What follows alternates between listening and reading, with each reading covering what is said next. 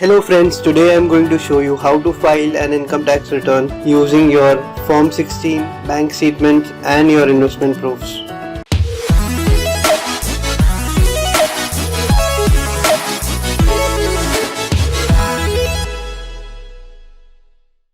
So let's log into the income tax portal www.incometaxindiaefiling.gov.in.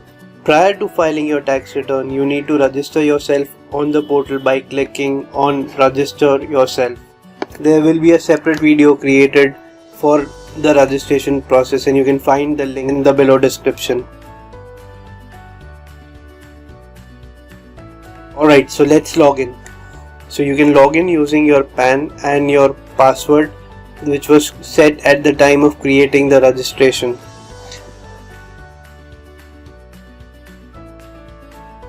Let's type in the captcha as it is and let's click on the login button. Click on continue. It is asking me, have you updated your address details? So if you've made any changes to your address or your contact number, email ID, you can update it here. Click on continue. Then I go to e-file, income tax return. Select the assessment year which is AY 1920, which is corresponding to financial year 1819. ITR form number is 1. You're filing ITR-1. File type would be original return and submission mode would be prepare and submit online.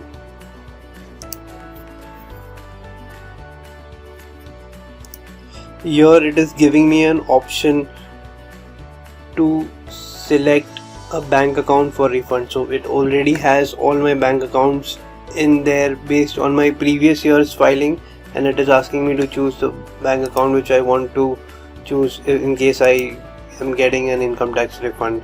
So I go ahead and choose the bank account which I want the income tax refund to come in. Now it is asking me to consent. So this year's income tax return has some pre-filled data coming in from 26AS and other sources. So it is asking me the consent that I agree to check all the pre-filled information which are personal details, deductions, bank account, tax details, and make necessary changes to report the correct data. So I click on agree and I click on continue.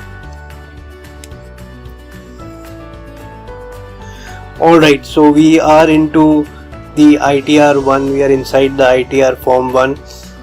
There are some general instructions like we cannot press the back button on the internet browser. The date format is in DDMMYY. The next tab is the general information tab. Here we have to fill in all the fields which are marked with red asterisks. So make sure that all your details are correct in here. And one important point is, so Aadhaar is, even though without an asterisk, it is compulsory to fill it. Nature of employment, you can select from any of these. If you're a government employee, you can select government. If you're not working right now, but if you're receiving pension income, you can select a pensioner. But if you're working for any other company, non-government company, non-PSU company, for example, if you're working for a private company, then you can select others. The section, the file under section would be section 139(1), which is on or before due date. The third tab is the computation of the income tax. This is an important tab where you have to show your salary and all the calculations will happen here. Gross salary will be the total of the three sections below. First enter salary is per section 17(1). Value of perquisites, profit in lieu of salary. You can get these details from your Form 16.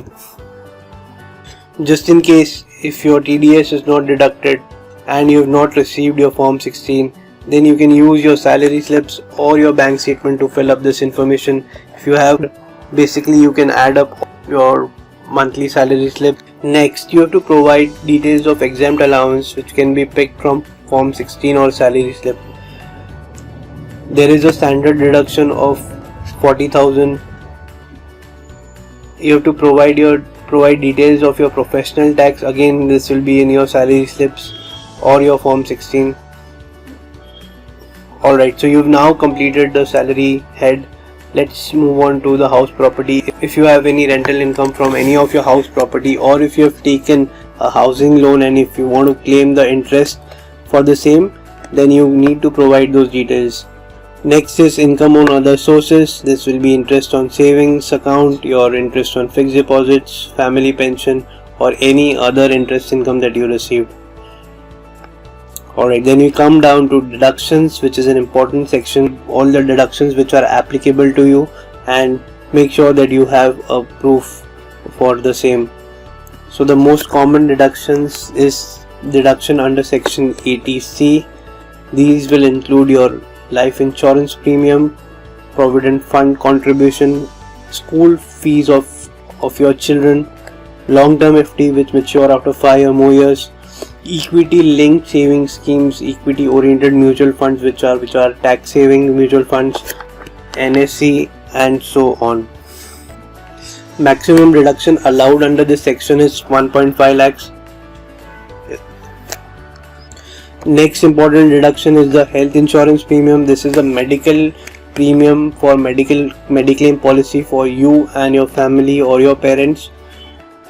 Next is medical expenditure, if you have incurred any medical expenditure during the year.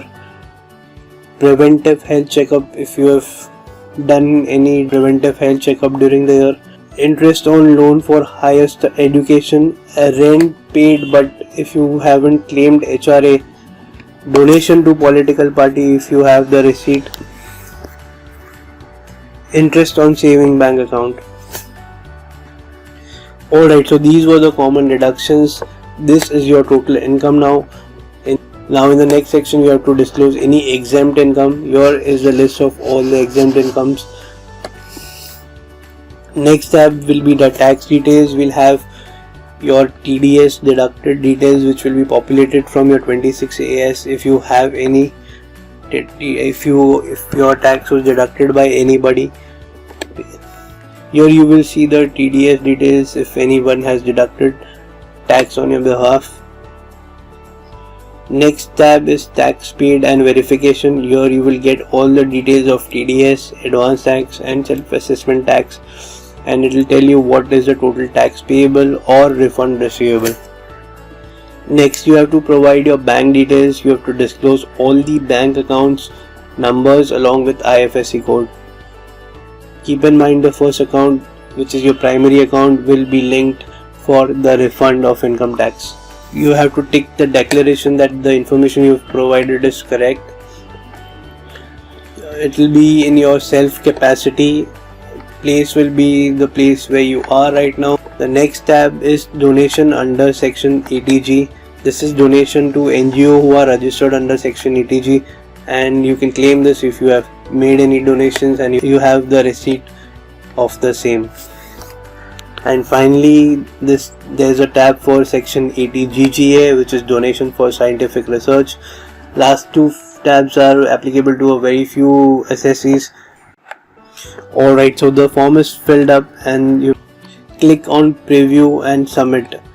A pop-up will come up which says that ensure all your details are correct, and then click OK. You can generate a preview where you can check all the details before you submit. Click on submit and your ITR will be submitted.